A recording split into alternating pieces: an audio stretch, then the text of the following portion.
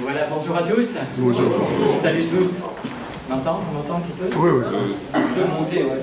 Je n'ai pas une voix aussi forte que votre pasteur. Mais j'ai la voix que Dieu m'a donnée. Hein. C'est comme ça. On ne choisit pas quand on est, on ne choisit pas comment on doit être. Hein. C'est comme ça, c'est Dieu qui décide. Voilà. Alors, je me fais un plaisir d'être avec vous. Je connais déjà quelques personnes que j'ai vues mardi dernier à Sirens. Donc, je suis pasteur de l'église de Sirens. Comme je pense que vous connaissez Sirens, c'est pas un lieu inconnu, hein, je pense, pour vous. Et voilà, ça fait 25 ans qu'on a démarré, mon épouse et moi, cette église, avec l'aide de notre église locale de l'époque, qui était l'église Pierre Vivante de Mulhouse. Et lorsque nous avons démarré cette église, voilà 25 ans, eh bien, nous étions prêts à servir le Seigneur, mais nous ne savions pas le temps que ça allait durer. Et quand on regarde un petit peu en arrière, on se dit 25 ans, mais c'est énorme, quoi. C'est énorme. Et pourtant, le Seigneur, lui, en tout cas, il est toujours là. Et nous essayons d'être là aussi pour le servir, pour continuer de servir, malgré qu'on prend de l'âge, mais le Seigneur nous renouvelle de jour en jour. Amen. D'accord, Amen. Voilà, donc j'habite à Sirens, je ne suis pas sirensois de base, je suis plutôt du côté du Bas-Rhin, de Markolsheim, je ne sais pas si quelqu'un connaît Markolsheim, voilà, c'est le premier village du Bas-Rhin. Et je suis venu dans le Haut-Rhin, voilà, plus de 40 ans, à cause du travail. Donc j'ai travaillé à Bâle pendant de nombreuses années. Et j'ai rencontré mon épouse dans le Haut-Rhin. Et voilà, je suis resté dans le Haut-Rhin depuis plus de 40 ans. Voilà. Et un jour, justement, dans l'église dans laquelle nous étions, je me suis converti en 1981 dans une petite église dans le Singau, à Weremshoes. Il y avait une petite église, nous habitions à l'époque à Folgensburg. Et là, cette petite église à Weremshoes nous avait interpellés, parce qu'une dame qui travaille avec moi, on avait toujours parlé du Seigneur, on me parlait de Jésus. Et un jour, j'ai décidé d'aller dans cette église, me rendre compte ce que c'est. Mais j'avais déjà chez moi, dans ma maison, donc avec une Bible, je voulais savoir si ce qu'on me racontait était vrai. Et donc, je contrôlais dans la Bible pour vraiment connaître un peu les choses de Dieu. Alors je suis né dans une famille catholique, j'ai été pendant 7 ans enfant de chœur, donc je connais un petit peu le catholicisme, j'ai un curé dans ma famille, etc. etc. Donc j'étais un peu baigné dans cette religion, mais je n'avais pas cette relation avec Jésus, et c'est ça qui manquait en fin de compte. Hein. On priait le soir avant de s'endormir, mes parents me disaient toujours bon, tu pries avant de dormir, et donc on faisait notre récitation avant de s'endormir, mais cette relation avec Jésus, je ne la connaissais pas. Et un jour, tombé dans la dépression, je n'avais plus de but dans ma vie, et c'est là que le Seigneur m'a rencontré, qui m'a délivré. Il y a eu tout ce cheminement ensuite, donc il nous a choisis pour démarrer une église, moi qui ne voulais jamais être devant. Et je me rappelle toujours, un pasteur disait un jour, il a dit, tu sais Pierre, celui qui est appelé à aller devant, on a du mal à le faire monter. Et celui qui n'est pas appelé à être devant, on a du mal à le faire descendre. Voilà, ça c'est pour la petite histoire. Alors ce matin, je ne vais pas être très original puisque vous aurez un thème la semaine prochaine sur la foi. Et j'ai à cœur de vous parler effectivement sur la foi encore ce matin. Alors vous allez lire encore la foi. Alors on va lire 2 passages que vous connaissez tous bien. Le premier se trouve dans Romains 12, versets 2 à 4. Et le deuxième dans 2 Pierre 1 et 2. 2 Pierre 1 dans verset 2. Voilà. Donc, Romains 12, versets 2 à 4. Ne vous conformez pas au siècle présent, mais soyez transformés par le renouvellement de l'intelligence, afin que vous discerniez quelle est la volonté de Dieu, ce qui est bon, agréable et parfait. Par la grâce qui m'a été donnée, je dis à chacun de vous de n'avoir pas de lui-même une très haute opinion, mais de revêtir des sentiments modestes selon la mesure de foi que Dieu a départie à chacun. Car comme nous avons plusieurs membres dans un seul corps, et que tous les membres n'ont pas la même fonction, etc. etc. Donc je vais surtout ce matin vous parler de la mesure de foi que Dieu a départie à chacun. Et ce thème revient dans 2 Pierre 1, verset 2. « Simon Pierre, serviteur et apôtre de Jésus-Christ, à ceux qui ont reçu en partage une foi du même prix que la nôtre, par la justice de notre Dieu et du Sauveur Jésus-Christ, que la grâce et la paix vous soient multipliées par la connaissance de Dieu et de Jésus, notre Seigneur. Amen. Amen. Vous savez combien de fois vient le mot foi dans le Nouveau Testament? C'est qui le sait? 244 fois. Alors vous voyez que c'est quand même quelque chose d'important. Et qu'est-ce que Jésus nous disait dans Marc 11, verset 22? Ayez foi en Dieu. Ayez foi en Dieu. 4 mots. Hein. Avec ça, vous êtes déjà paré. Hein. Si vous avez la foi en Dieu, bah, tout devient possible. Hein. Le thème, vous allez l'entendre la semaine prochaine. Voilà, 4 mots. Ayez foi en Dieu. Alors, quand on reprend ces 2 passages que je viens de lire, la mesure de foi que Dieu a départie à chacun est une foi du même prix que la nôtre. C'est-à-dire que quand on rencontre Jésus, il nous donne une certaine mesure de foi. Nous recevons la foi, parce que la foi, nous ne l'avons pas en nous-mêmes. Il nous faut ce don. C'est un don que Dieu nous donne. Et chacun reçoit une certaine mesure de foi. Amen. Amen. Ça, c'est important de savoir ça. Alors la foi, il n'y en aura pas plus, mais il faut qu'elle grandisse. Amen. Regardez un bébé, lorsqu'il naît, il a un certain nombre de muscles.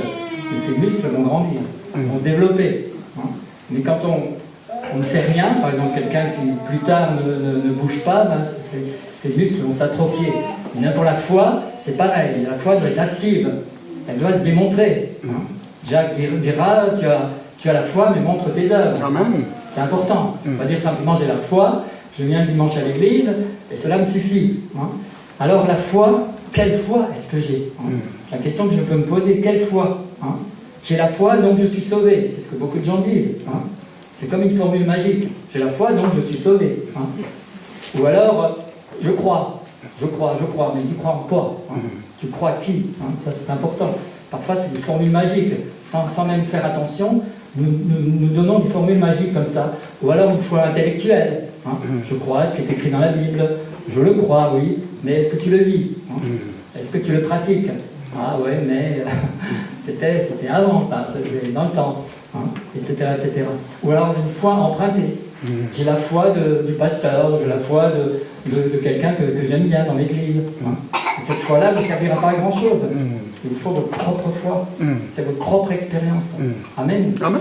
Lorsque j'étais dépressif et que j'ai dormi avec une lumière allumée jusqu'à l'âge de 27 ans. Hein. Je ne supportais pas le noir. Et quand j'arrivais le soir, j'étais paniqué.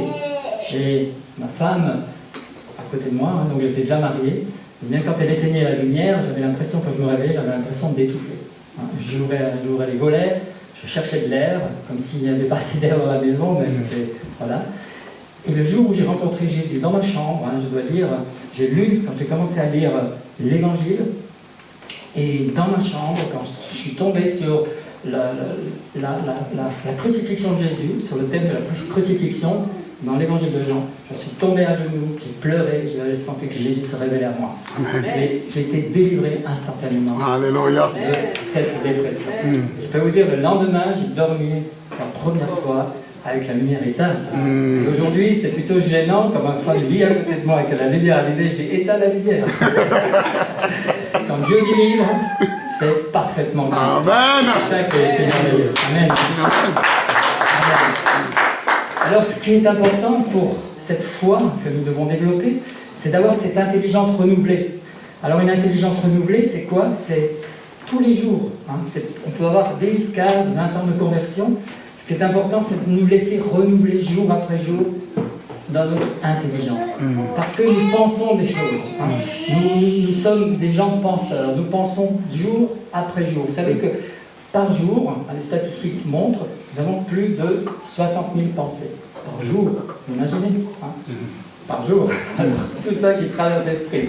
Et parmi ces pensées, d'après toujours les spécialistes, 85% sont des pensées négatives. C'est dingue, hein, des pensées négatives. Il paraît que le lendemain, nous renouvelons en principe les mêmes pensées. Et ce sont des pensées la plupart négatives. Alors c'est ça qui est important. Vous savez, c'est comme un verre. Vous avez un verre, il y a de l'impureté dedans. Et bien qu'est-ce que vous faites? Vous versez de l'eau jusqu'à ce que cette impureté sorte, hein, jusqu'à ce que cette saleté elle sorte. Et c'est l'eau, c'est la parole de Dieu. Plus on lit la parole de Dieu, plus on se laisse imprégner par la parole de Dieu, plus toutes les saletés sortent de notre âme. Donc ce domaine est très important. Il est important que nous nous laissions continuellement transformer par le renouvellement de l'intelligence. Parce que le diable, lui, il choque pas. Il nous bombarde jour après jour par des pensées, toutes sortes de pensées. Il a essayé déjà dans le jardin d'Éden, malheureusement il a réussi, à imprégner ses pensées dans le cœur d'Adam et Ève, on voit ce que ça a donné. Et aujourd'hui, qu'est-ce qui se passe? Nous avons hérité cette nature, et cette nature qui est le moi. Vous savez ce que ça veut dire, moi? M, méchanceté, O, orgueil, I, incrédulité. L'incrédulité est en nous, qu'on le veuille ou non. Et pour croire, il nous faut vraiment le don de Dieu. En fait, c'est Dieu qui veut croire en nous. Il faut juste que nous lui laissions la possibilité de nous laisser croire. Nous ne pouvons pas par nous-mêmes croire. Il faut que Dieu croie en nous. Alors l'incrédulité, malheureusement, c'est comme une force, c'est comme la foi est une force et l'incrédulité est une force. Et si vous voulez, par exemple, tirer sur une corde, vous avez d'un côté quelqu'un qui est incrédule et de l'autre côté quelqu'un qui a la foi, et les deux vont tirer. Il s'agit de savoir lequel va gagner. Quelle force va gagner? Et nous sommes confrontés jour après jour, l'incrédulité ou la foi. Qu'est-ce qui va gagner? Qui est-ce qui va gagner? Et c'est à nous, justement, de nous confier dans le Seigneur et dire, eh bien voilà, au nom de Jésus, c'est la foi qui va triompher. La foi doit triompher. Alléluia. Gloire à Dieu. Alors, il faut que nous puissions dominer sur les circonstances. Il faut que jour après jour, nous fassions dans notre tête un petit bilan pour savoir qu'est-ce qui vient de Dieu, pour trier exactement ce qui vient de Dieu, ce qui ne vient pas de Dieu. Et ne pas nous laisser tromper. Et on sait très bien que le diable, c'est un trompeur, et il essaiera par tous les moyens de nous tromper, même en citant des versets bibliques. C'est ce qu'il a fait. Il a essayé avec Jésus. Donc, ce n'est pas parce que quelque chose est biblique que forcément c'est adapté à ma situation. Ce n'est pas forcément adapté à ma situation. La parole de Dieu, elle est claire. Si vous prenez le texte de Judas qui alla se pendre, ce n'est pas un verset qu'il faut prendre à la lettre. Vous êtes d'accord avec moi? Donc c'est une information. C'est une information. Et cette information me dit attention. Comme un voyant rouge qui s'allume, si tu as ce genre de pensée, eh ben, attention, ne fais pas comme Judas. Ne fais pas pareil. Alors ces pensées que nous avons, il faut qu'elles soient renouvelées jour après jour. Et c'est Paul qui dira dans 1 Corinthiens 2, verset 16, nous avons la pensée de Christ. C'est ça qui est important. Un chrétien doit manifester la pensée de Christ. Amen. Alors, prenons maintenant, si vous êtes des gens normaux, entre guillemets, et puis on vous donne maintenant un devoir, et on vous dit, voilà, une anecdote. Qu'est-ce que vous diriez maintenant si je vous donne cette anecdote? Alors, supposons que vous connaissiez une femme qui est enceinte, je pense que vous connaissez peut-être l'histoire, mais c'est vrai, qui a eu 8 enfants, dont 3 sont sourds, 2 sont aveugles et 1 est mentalement attardé. De plus, cette femme a la syphilis. Qu'est-ce que vous lui recommandez? Elle est enceinte. Qu'est-ce que vous lui recommandiez? Dans le monde, on dirait, il faut avorter. Il faut avorter. Eh bien, si vous avez répondu cela, ça veut dire que vous venez de tuer Beethoven. Vous voyez le renouvellement d'intelligence? Nous, chrétiens, on ne peut pas avoir la même pensée que le monde. C'est pas possible. Une deuxième anecdote, si vous aimez bien les histoires, moi j'aime bien. Alors, il est temps d'élire un nouveau président. Donc, vous avez 3 candidats. Le premier, candidat A, il est associé à des politiciens véreux et consulte des astrologues. Il est infidèle, il fume comme une cheminée d'usine et boit 8 à 10 cocktails par jour. Pas trop sympa ce gars. Le candidat B a déjà été viré 2 fois, il dort jusqu'à midi, il fume de l'opium et boit un quart de litre de whisky chaque soir. Le candidat C, c'est un héros de guerre médaillé, il est végétarien, il boit une bière occasionnellement et n'a jamais eu d'histoire extra-conjugale. D'après vous, quel candidat serait le meilleur pour devenir président? Je sais. Ah ben voilà. Vous venez d'élire Adolf Hitler. Vous voyez? C'est pas, vous voyez, la réalité n'est pas la vérité. La réalité n'est pas la vérité. Donc il faut toujours faire attention entre la réalité, que le monde nous montre comme réalité, Mais la vérité, c'est toujours ce que Dieu dit. Amen, amen, amen. La vérité, c'est la parole de Dieu. Je me rappelle cette histoire que j'ai entendue d'un pasteur, c'est un pasteur africain, et il disait dans son témoignage un jour, on lui annonce, donc il a dû faire une prise de sang, il lui annonce que les résultats sont mauvais. Et on suppose qu'il y aurait un cancer. Et alors, quand il a vu ces résultats, il a regardé, il a dit « Ok, c'est la réalité, mais ce n'est pas la vérité. Ça ne vient pas de la bouche de mon Père dans le ciel, donc je ne l'accepte pas. » Alors sa fille a dit « Mais papa, tu te rends compte il faudrait quand même que tu revoies ce médecin, il faudrait quand même que tu refasses les examens qu'il faut, c'est quand même dangereux. » Il a dit « C'est une réalité, ce n'est pas la vérité. » Alors il a rejeté ça. Et quelques temps après, bon, il a dit « Ok, je vais refaire une prise de sang, si telle est la volonté du médecin, ok, j'y retourne. » Le médecin lui refait une prise de sang, ils n'ont plus rien trouvé. Amen. Plus rien trouvé. Il a tout de suite refusé. Il a dit, c'est la réalité, c'est pas la vérité. Alors, vous voyez, on se base, vous entendez les choses dans le monde, et on panique tout de suite, que ce soit maintenant par un diagnostic médical, que ce soit par votre boulot, que ce soit maintenant par votre famille, etc. Donc il faut toujours revenir à ce renouvellement de l'intelligence et dire comment Dieu réagirait à ma place, comment Jésus réagirait à ma place. Amen. La réalité n'est pas la vérité. La vérité reste ce que Dieu dit dans sa parole. Amen. La vérité dit que Jésus guérissait tous les malades. La réalité nous montre que tous les malades ne sont pas guéris. Je vais m'appuyer sur quoi? Alors si je m'appuie sur les témoignages des autres, mais je vais m'éloigner de la parole de Dieu. Amen. Il faut toujours que je reste centré sur la parole de Dieu. J'ai eu hier cette discussion d'ailleurs avec une dame catholique, très pieuse, enfin vraiment une dame sympa. Et on parlait justement sur la guérison, elle disait oui, mais tu te rends compte, il y a des gens qui sont sur des chaises roulantes et pourtant ils sont quand même croyants, etc. Bien sûr, on ne peut pas tout expliquer, mais il faut toujours revenir à la base, ce que Dieu dit dans sa parole, c'est ça la vérité. La réalité, je ne la comprends pas, je ne connais pas le cœur des gens, je ne sais pas. Donc quand je ne sais pas, je me tais, tout simplement. Et je ne vais pas donner, je ne vais pas équilibrer là-dessus, je ne vais pas diagnostiquer sur des choses que je ne connais pas. Donc vous voyez, les pensées, c'est très important. Il faut que nous puissions nous laisser renouveler jour après jour dans nos pensées. Vous savez, c'est Descartes qui disait « je pense, donc je suis ». Dieu a mis dans notre cœur la pensée de l'éternité. Est-ce que cette pensée de l'éternité, nous la gardons jour après jour? C'est vrai que dans ce monde, on a tendance à penser différemment, c'est sûr. C'est Gandhi qui disait « surveille tes pensées car elles deviennent des mots. Surveille tes mots car elles deviennent tes actions. Surveille tes actions car elles deviennent tes habitudes. Surveille tes habitudes car elles deviennent ton caractère.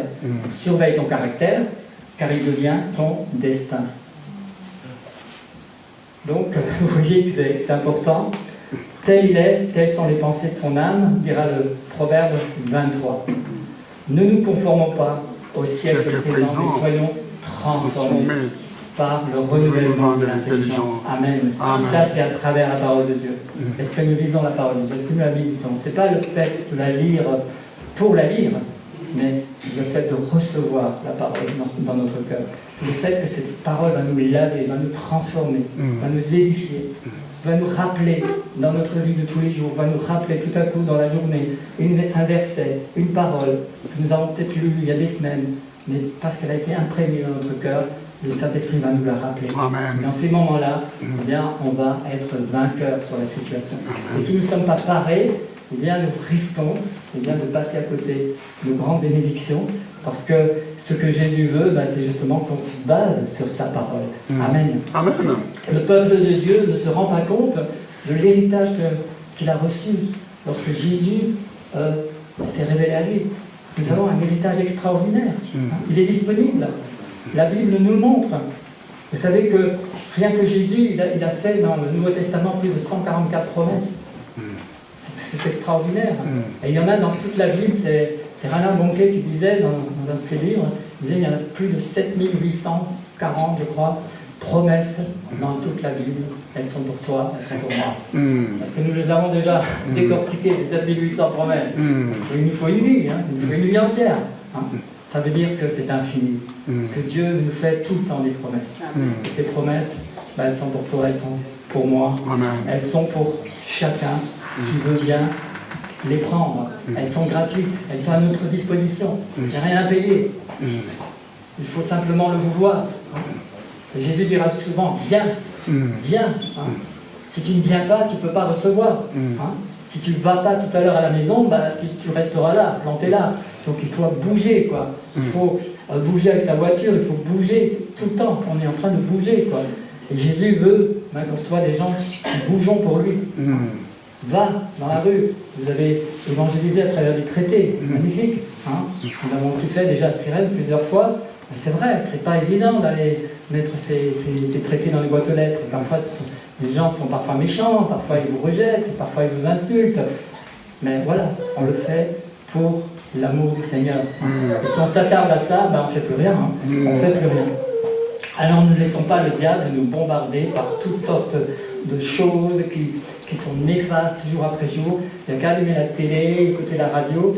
Tout est toujours négatif. C'est toujours négatif. Vous savez, il y a de quoi être déprimé. Vous allumez la radio, la télé, wow, tremblement de terre, attentat, etc., maladie.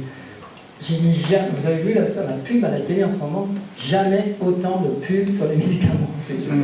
C'est incroyable. On fait de la pub incroyable sur les médicaments. Et là, vous voyez, on sème des graines d'incrédulité dans le cœur des gens. Exactement. On sème vraiment la mort dans le cœur des gens pour les conditionner, pour les éloigner de Dieu en fait. Tout ça c'est fait exprès pour nous éloigner du Créateur, pour rendre les gens passifs. Alors, ne donnons pas à l'ennemi l'avantage, mais restons des gens actifs pour le Seigneur. Nous, notre royaume n'est plus de ce monde. Amen. Nous sommes les citoyens des cieux. Alléluia. Alléluia. Apprenons le langage de la Bible. Toujours remettre les choses dans le sens de la Bible. Qu'est-ce que Dieu dit pour telle situation? Qu'est-ce que Dieu pense pour telle situation? Jésus a dit, tout ce que vous demanderez en priant, croyez que vous l'avez reçu et vous le verrez s'accomplir. C'est lui qui le dit. C'est pas moi qui le dis, c'est personne d'autre qui le dit, c'est lui qui l'a dit. Et ces 144 promesses qu'il nous fait dans les évangiles, c'est incroyable. Et toutes ces promesses sont des promesses positives. Il veut notre bien. Il est encore aujourd'hui ce Dieu de compassion qui veut libérer, guérir, sauver. Il n'a pas changé. Il est le même hier, aujourd'hui, éternellement. Amen. Alors tous ces faux raisonnements, que le Seigneur puisse nous laver de tous ces faux raisonnements que nous avons reçus. Tu as peut-être entendu une mauvaise nouvelle dernièrement. Laisse-toi laver par la parole. Amen. Que ces faux raisonnements sortent et que tu puisses tout à nouveau être animé de foi, la foi qui déplace les montagnes. Vous savez, Jésus a dit, un grain de sénévé suffit. Vous savez, un grain de sénévé, par où ça passe? Vous l'avez déjà vu, prenez le pouce, l'index, les deux côtés, et assemblez-les. Vous avez un petit trou, un grain de sénévé passe par là. Par le petit trou, là. Vous voyez, c'est pas grand. C'est un jour Yom Kippur qui a fait venir des gens devant, il a dit, regardez ce que c'est un grain de sénévé. Et puis il y avait une dame, tout à coup, il lui a montré sur la main, et une dame a éternué, tchoum, et puis le grain de sénévé est parti, ils ne l'ont plus jamais retrouvé. Ils ne l'ont plus jamais retrouvé. Vous voyez comme c'est petit, quoi. C'est pas grand-chose. Et pourtant Jésus dit, ça suffit pour déplacer une montagne. Amen. Waouh. Alors, moi j'en suis encore un peu loin. Amen. La foi en Christ, c'est pas simplement la foi dans la puissance de la foi, mais la foi dans sa personne. C'est pas la puissance dans la foi de Jésus. Je n'utilise pas Jésus, mais je prends son nom, qui est une autorité, pour que lui déplace cette montagne. Moi, je le proclame, et lui va déplacer la montagne. C'est ça qui produit un miracle. Vous savez, le mot miracle, la définition, c'est une œuvre de puissance. C'est une œuvre de puissance. Et cette puissance, elle vient de Dieu, elle ne vient pas de moi. C'est Dieu qui a cette puissance. Alors cette mentalité, elle doit être en nous jour après jour. Mentalité de vainqueur. Amen. Une mentalité qui nous prouve que nous sommes vraiment enfants de Dieu et nous ne nous détachons pas de la parole de Dieu, même si tout le monde dit le contraire. Et le monde vous dira le contraire. Le monde vous dira le contraire. Quelqu'un disait, une mentalité négative ne vous donnera jamais une vie positive. Il y a des gens qui sont négatifs, malheureusement. Ils sont toujours en train de se plaindre, etc., etc. j'aime bien cet homme un jour qui disait, ce chrétien qui disait, quand on me demande souvent comment ça va, hein, vous dites à quelqu'un comment ça va. Alors souvent on a tendance à répondre, ouais, ça va quoi, et pourtant ça va pas. Hein. Mais quand on dit que ça va pas, vous savez, l'autre ça l'intéresse pas. Hein. Ça n'intéresse pas les gens quand on dit que ça va pas. Alors pour être biblique, il dit, je suis reconnaissant. Alors les personnes sont interpellées. Ils disent, mais reconnaissant de qui, de quoi? Et c'est là qu'il peut témoigner. Il ouvre une discussion.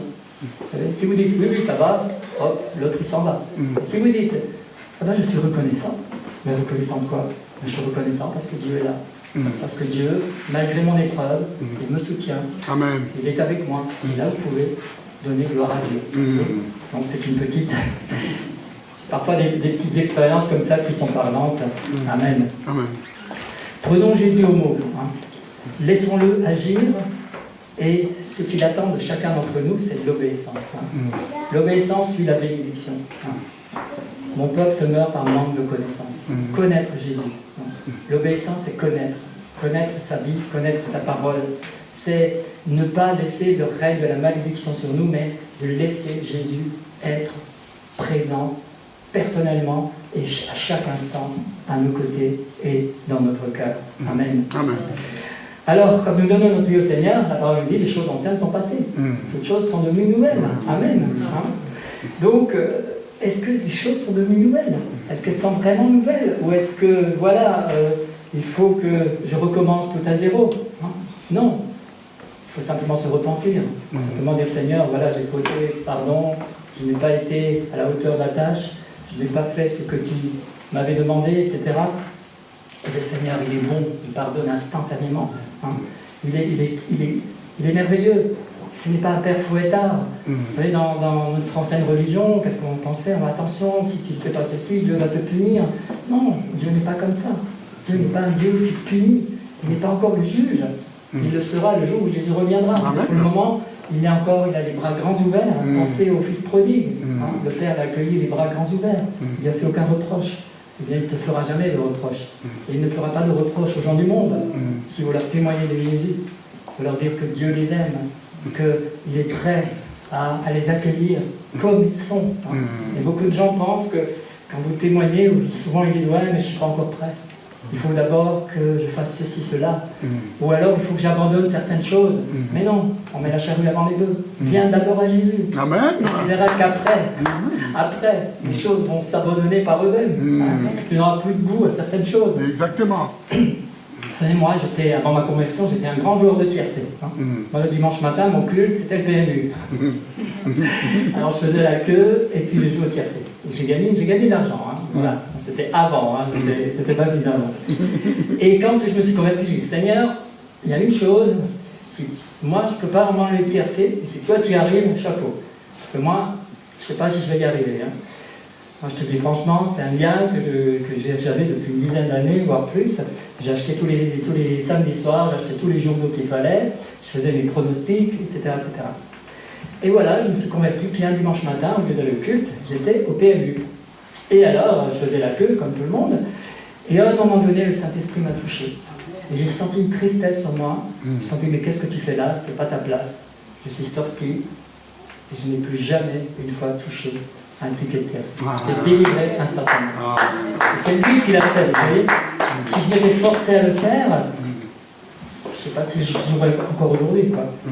J'en étais complètement délivré. Et maintenant, je peux regarder le journal, et quand je vois la page du tiercé, je tourne la page, ça ne m'intéresse plus. Vous voyez. Mais si je m'étais dit, oh, mais Seigneur, je viendrai à toi quand j'arrêterai de jouer au tiercé, je crois que je ne serais pas encore converti. Exactement. Je ne serais pas encore converti. Amen. Alors, vous voyez, Dieu est bon. Alors, ne vous culpabilisez pas si vous avez encore un lien. Donnez-le au Seigneur jour après jour. Et à un moment, vous allez voir, Dieu va l'enlever. Mais ne vous culpabilisez pas en disant, ah, moi je ne suis pas un bon chrétien, moi je suis encore lié avec ça. Tu ne sais pas l'autre, avec quoi il est lié. Tu ne vois pas son cœur. On voit que ce qui est extérieur. Si quelqu'un fume encore, on va dire, ah, tu vois, il fume et tout. Nous jugeons facilement son apparence. Nous ne savons pas ce qu'il y a dans le fond des cœurs. Donc ne jugeons pas.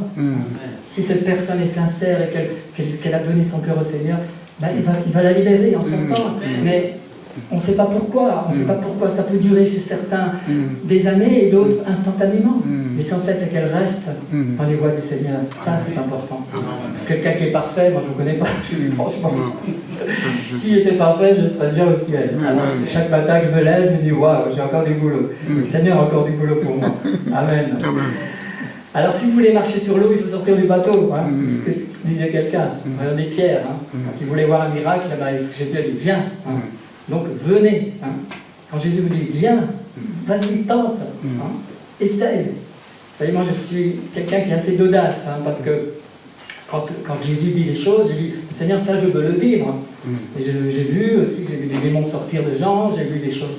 Voilà, j'ai vu des miracles s'accomplir devant mes yeux. Et c'est ça que je dis, c'est ça que je veux, Seigneur. Je ne veux pas simplement une théorie, je veux aussi la pratique. Je veux voir ce que tu dis. Eh ben, je veux que ça s'accomplisse. Si tu le dis, et c'est à 144 promesses, ben, elles ne sont pas là pour rien.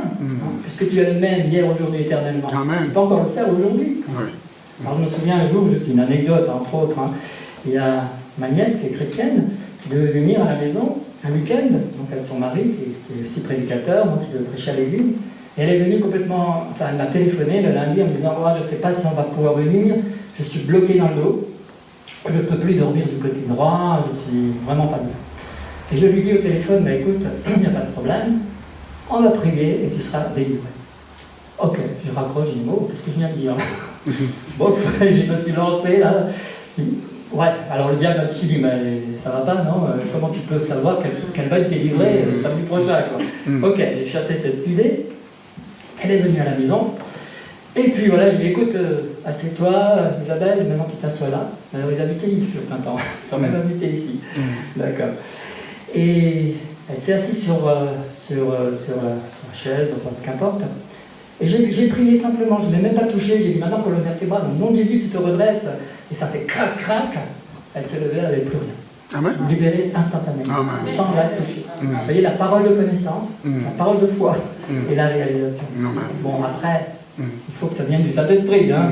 Voilà, alors que délivré 3 semaines après, mais là c'était instantanément. Alors je dis, waouh, c'est merveilleux Seigneur, qu'est-ce que tu peux faire? Donc, c'est aussi pour toi, c'est pour chacun d'entre nous. Vous voyez, il n'y a pas d'élite, de gens meilleurs. Jésus, quand il a dit dans Marc 16, vous chasserez les démons, vous imposerez les mains aux malades. À qui? À tous ceux qui ont cru. Amen. À tous ceux qui ont cru. Alléluia. Mais voilà, il y a quelqu'un qui va toujours nous mettre des bâtons dans les roues. Et vous savez qui c'est, hein?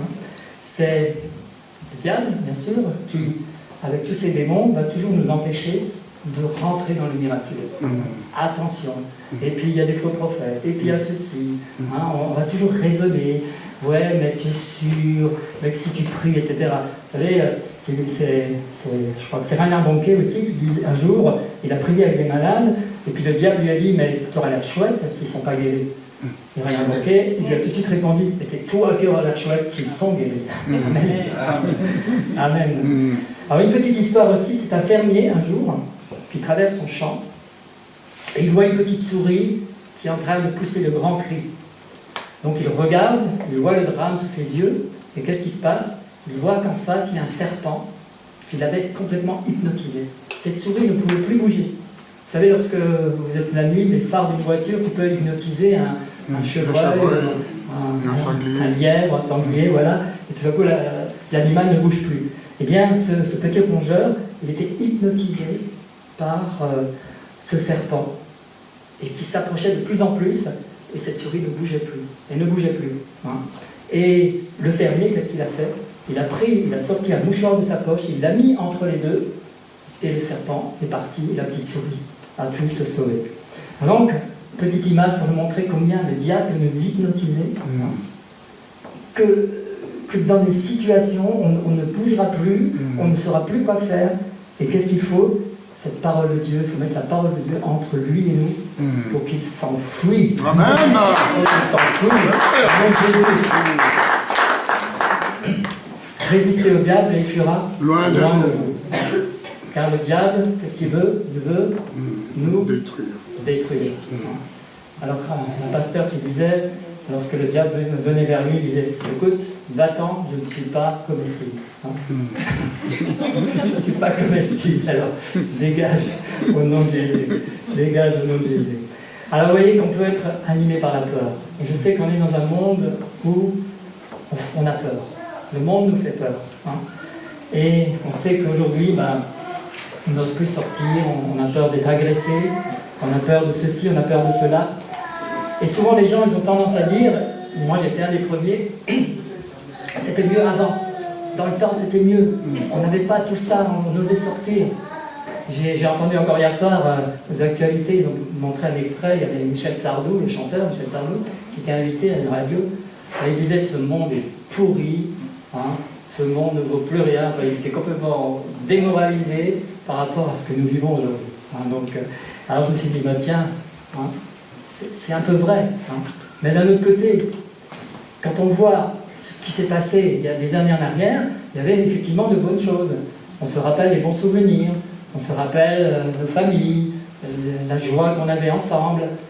On était, voilà, on ne faisait pas attention à tout, on roulait sur la route, on n'avait pas de ceinture de sécurité, hein, etc., etc. Bon, il y avait quand même 15 000 morts sur les routes, hein, aujourd'hui il n'y en a plus que 4 000, hein, etc., etc. Donc il y avait des choses qui étaient mieux. Il y avait des choses aussi qui n'étaient pas mieux. Mais ce qu'on fait, en fait, on rassemble que les choses qui sont bien, hein, et on les garde, et on oublie, et on met de côté les choses qui sont malheureusement négatives aussi, qui étaient aussi négatives dans le temps.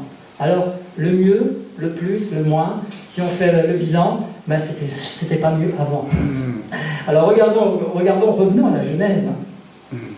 On dit la famille c'était mieux avant. Regardez la Genèse, qu'est-ce qui s'est passé? La première famille, un meurtre. Caïn tue Abel. Première famille, un meurtre. On dit l'église c'était mieux avant. Regardons l'église de Corinthe. Waouh! Division, adultère, inceste, etc. Donc, est-ce que l'église était mieux avant? Hein?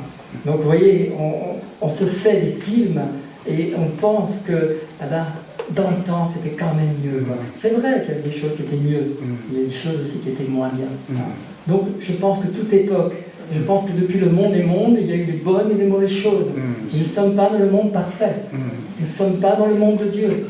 Ce monde est corrompu depuis le début et il le sera jusqu'à la fin. C'est à nous de le garder parce que nous sommes le sel de la terre. Nous sommes la lumière du monde. Et si Jésus nous a placés dans ce monde corrompu, c'est pas que nous puissions dire c'était mieux avant, j'aurais préféré vivre avant. Bien sûr, hein, il y a des choses, des bons souvenirs qu'on a gardés d'avant, mais il y a aussi des mauvais souvenirs.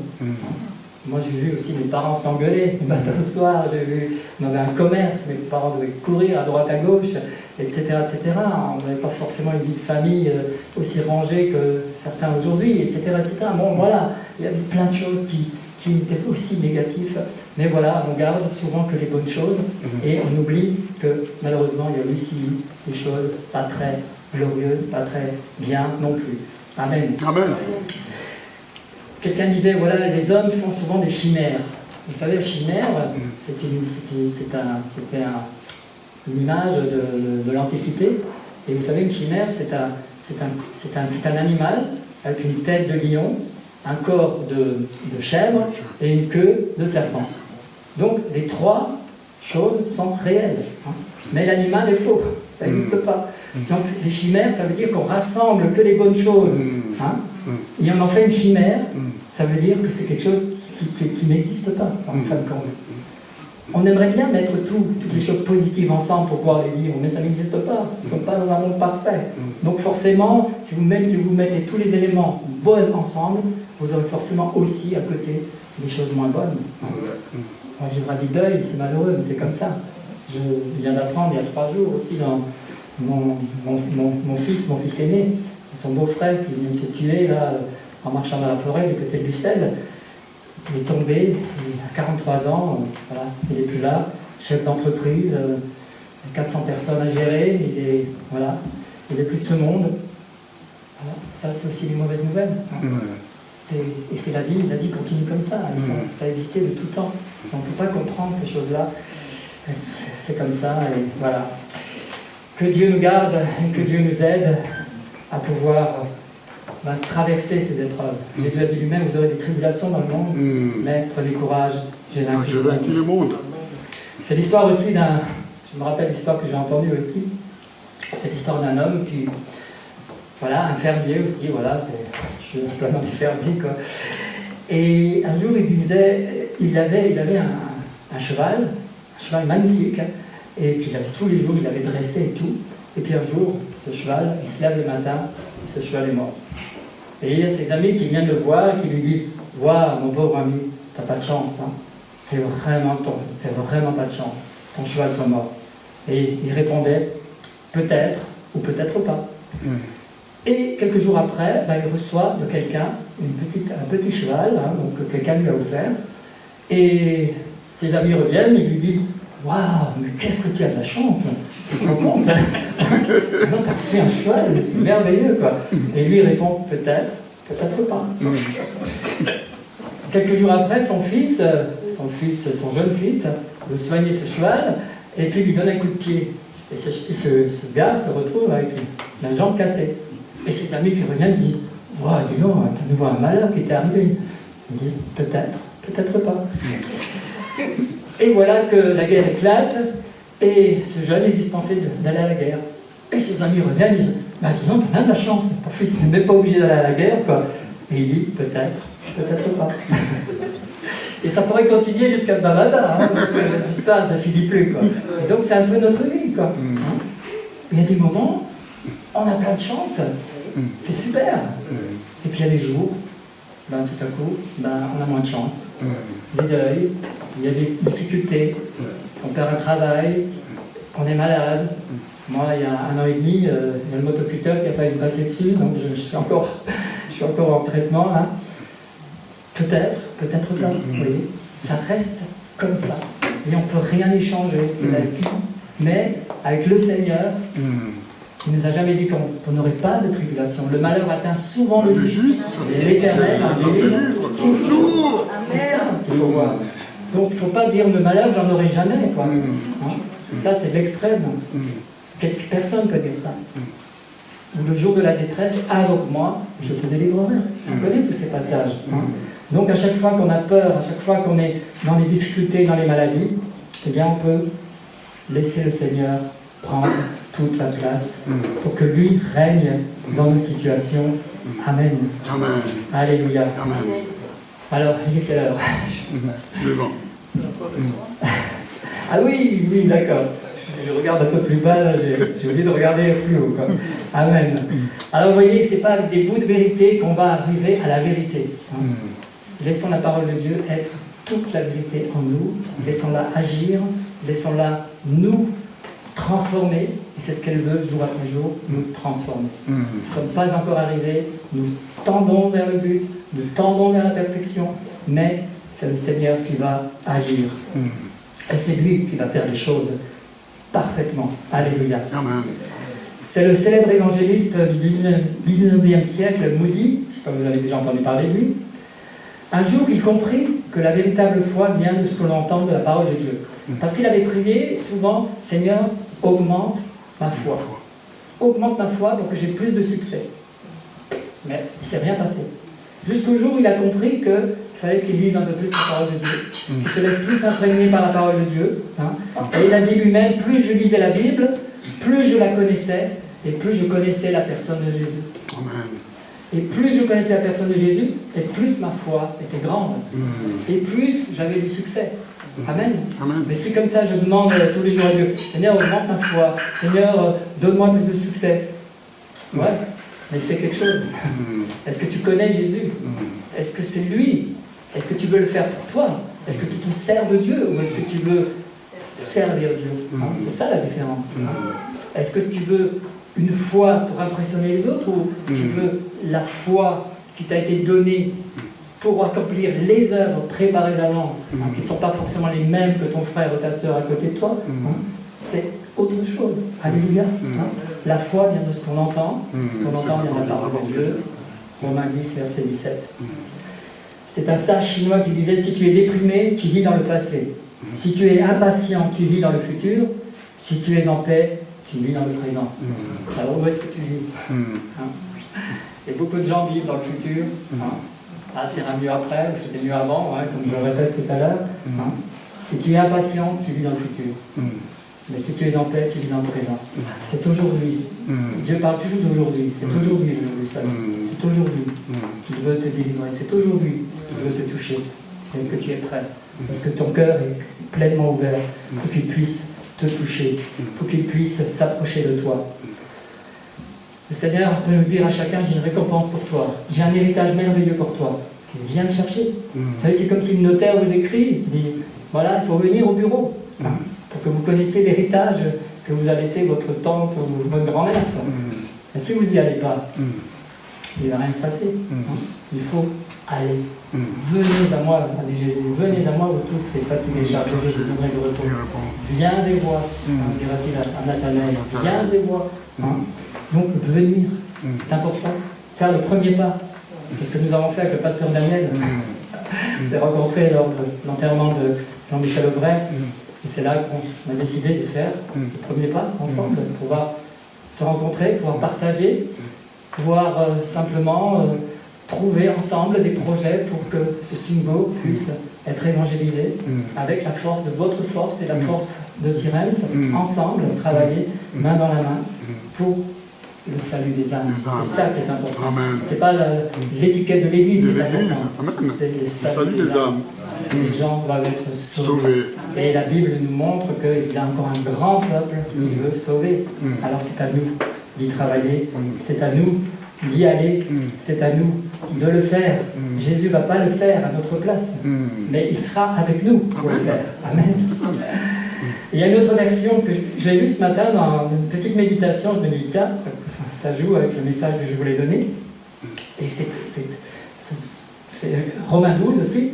Ne vous conformez pas à ce siècle, mais soyez métamorphosés par le renouvellement de l'entendement pour que vous discerniez quelle est la volonté de Dieu, qui est bonne, agréable et parfaite.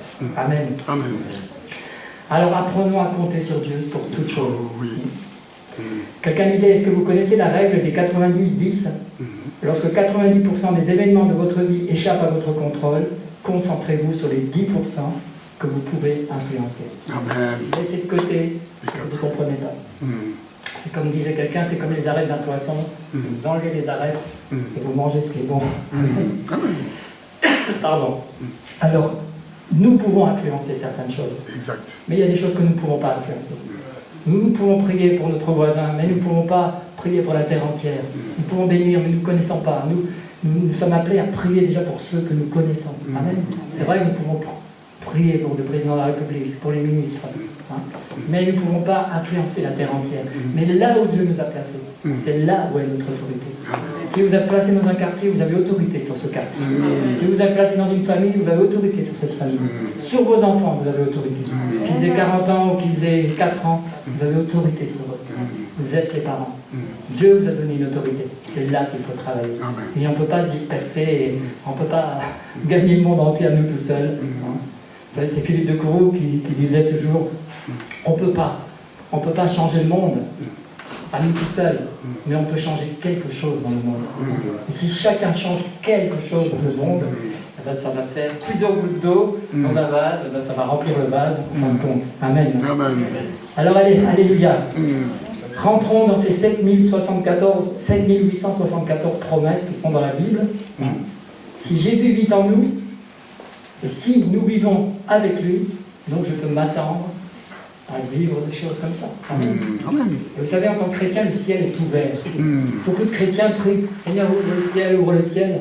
Mais je crois que le jour où on s'est converti, le jour où on a donné notre vie au Seigneur, il a ouvert le ciel pour nous. Il est ouvert. Exactement. Donc où vous allez, le ciel est ouvert. Le ciel vous accompagne. Là où vous êtes, le ciel vous accompagne. Alors arrêtons de demander, Seigneur, ouvre le ciel. Il est ouvert. Arrêtons de vivre dans la misère spirituelle. Le ciel est ouvert, c'est une réalité. Et c'est la vérité.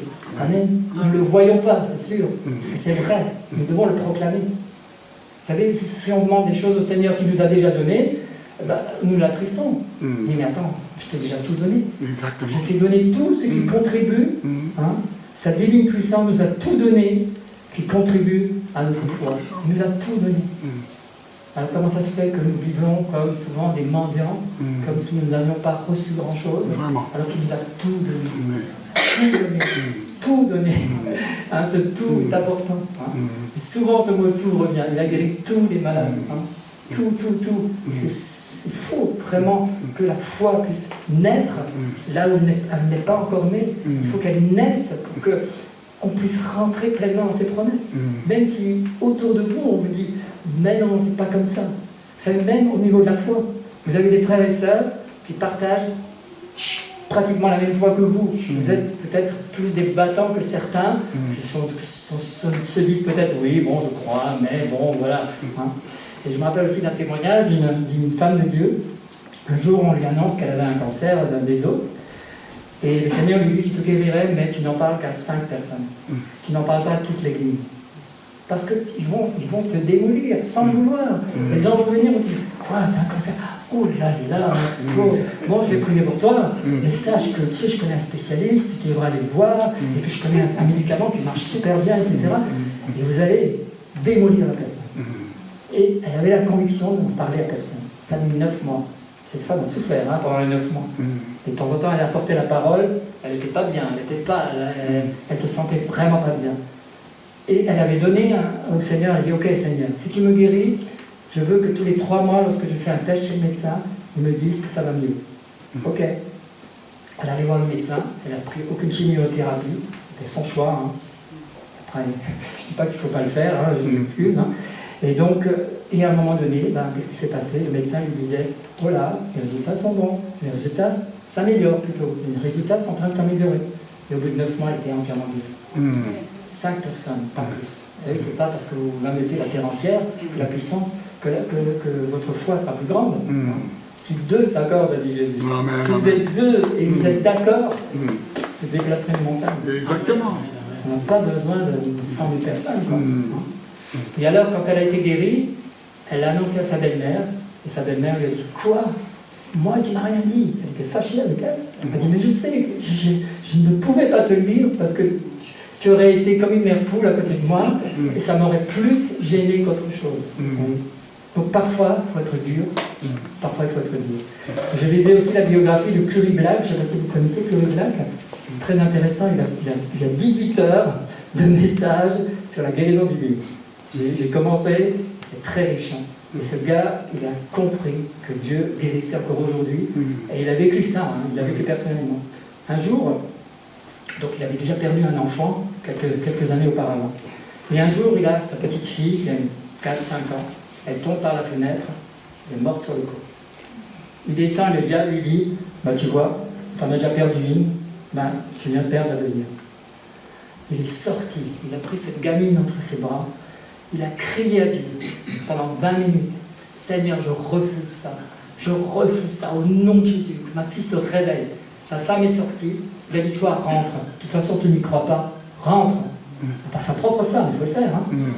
Il a dit, rentre à la maison. Pour le moment, ne sois pas là. Tu n'y crois pas, donc rentre. 20 minutes, il a crié à Dieu. Cette fille est ressuscitée. Amen.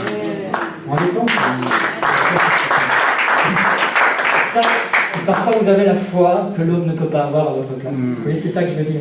C'est pas dire qu'on est contre les frères et les sœurs, mais souvent on a une certaine foi que l'autre ne peut pas comprendre. Vous savez, lorsque nous on a eu la foi de démarrer l'église à Cyrène, tout était contraire.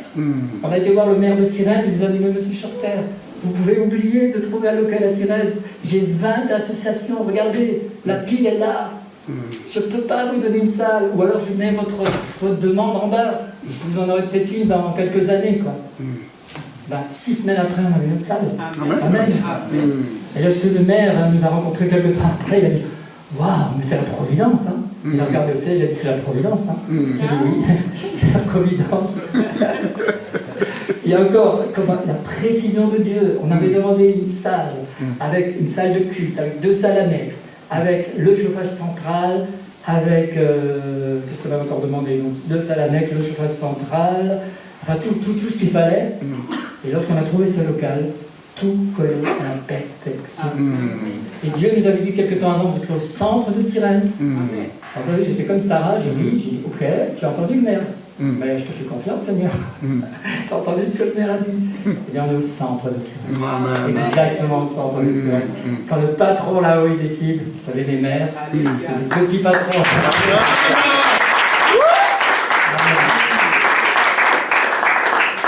Et c'est pour ça que je vous dis ce matin, le ciel est ouvert. Ne vous gênez pas de rentrer dans les bénédictions. Ne soyez pas timides. Dieu ne nous a pas donné un esprit de timidité. Tout à fait, tout à fait. Dieu ne nous a pas donné un esprit de timidité. Alors qu'est-ce qui est le plus important, hein? Où est-ce que tu pries? Où est-ce que tu adores, hein? Qui est-ce que tu pries? Qui est-ce que tu adores, hein?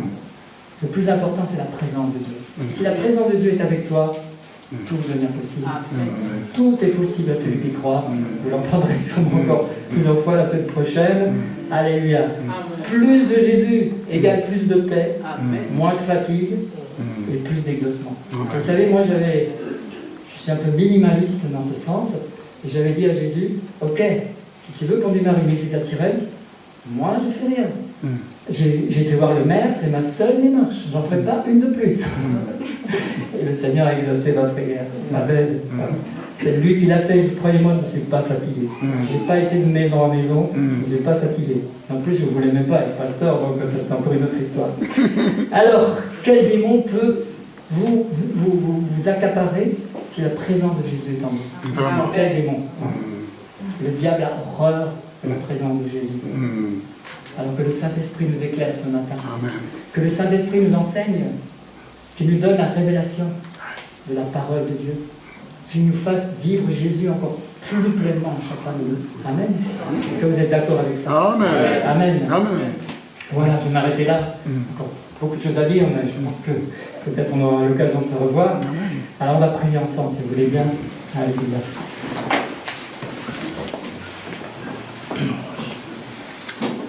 Alléluia. Seigneur, merci que cette parole de Romains 12, elle puisse vraiment s'accomplir dans chacun de nos vies. Tu vois, Seigneur, je ne connais pas mes frères et sœurs ici présents, mais toi, tu les connais. Et tu me connais.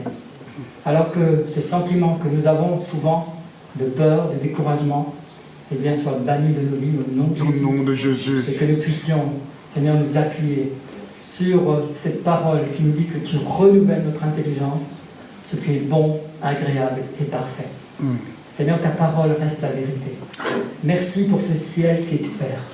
Merci pour ton onction qui est sur chacun de nous, que nous le ressentions ou pas. C'est la vérité. Car la réalité n'est pas la vérité. Seigneur, la réalité nous montre que nous sommes des gens ordinaires. C'est vrai, mais nous avons un Dieu extraordinaire. Et ce Dieu extraordinaire, il veut nous conduire plus loin.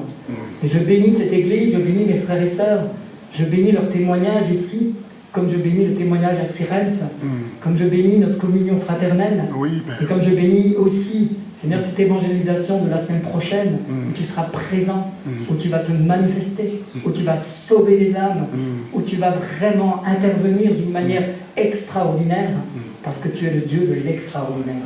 Seigneur, bénis cette localité d'Ilfurt et toute cette région du Singo. C'est vrai, elle nous tient à cœur, parce que c'est là où tu nous as placés. C'est là où tu nous as donné autorité. Eh bien, merci pour cette autorité. Seigneur. Merci de bénir tous les responsables de cette église, de bénir chaque frère et sœur qui viennent semaine après semaine pour combler cette église de leurs dons, de leurs qualités, car pour toi, il n'y a pas un don anodin, tous les dons sont indispensables pour que ton église soit édifiée, pour que ton église grandisse, pour que ton église soit à la gloire de ton nom. Merci Seigneur. Je bénis mes frères et sœurs et je te remercie que ce matin, Seigneur, tu nous transformes encore, tu nous donnes maintenant cette paix surnaturelle qui surpasse toute intelligence pour que nos cœurs soient gardés en Jésus, notre Seigneur et notre Sauveur. Merci. Oh, alléluia. Sois béni. Amen. Amen. Amen. Amen.